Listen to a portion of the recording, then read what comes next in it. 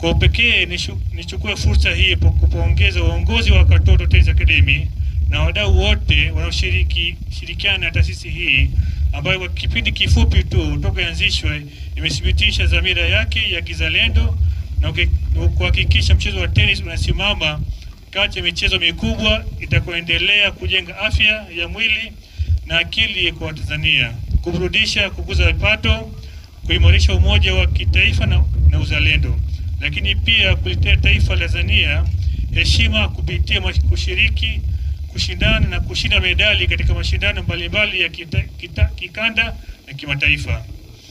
Ndugu washiriki, nayasema haya kulingana na matokeo chanya ambayo Katoto Tennis Academy inayopata katika kipindi cha muda mfupi tangu ianzishwe, ikiwa ni pamoja na kufanikiwa kufikia na kuibua vipaji vya watoto zaidi ya 50 kutoka maeneo tofauti ndani ya jamii ya wakazi wa jiji la Dodoma.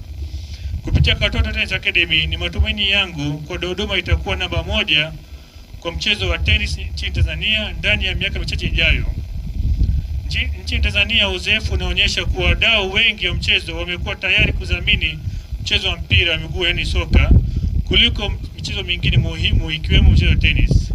Ni kutokana na mwenendo huo mpaka sasa Tanzania ina viwanja vichache sana vya tennis ambavyo viko Dar es Salaam, Arusha, Morogoro na sasa Dodoma. Hatua ambayo inaweka mazingira magumu kwa mchezo huu kukua. Ninatamani sana wadau wa sekta ya mchezo nchini kujifunza kupitia uwekezaji huu mkubwa ambao Katoto Tennis Academy inafanya mjini Dodoma, ili kuhakikisha mchezo wa tennis na mchezo mingine inakuwa kwa kasi na viwango kama ilivyo kwa upande wa soka. Ni matumaini yangu kuwa uwekezaji huo utapata ushirikiano kutoka serikalini. Nitoa wito kwa wazazi wote jijini Dodoma kuwaruhusu na kuwasaidia watoto wao wenye vipaji na mapenzi ya tennis kujiunga na Katoto Tennis Academy ili kukuza vipaji vyao kwa manufaa yao na taifa kwa ujumla.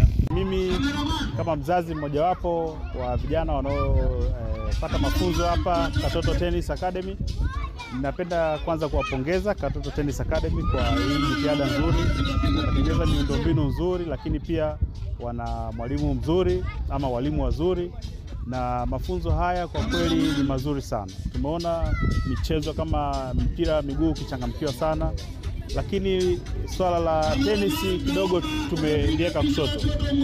Lakini mimi nimekuwa mchezaji mmoja wapo miaka ya nyuma kidogo, na sijaona ikichangamkiwa sana hapa nchini. Kwa hiyo hii ni fursa sasa nitoe wito kwa wazazi kuleta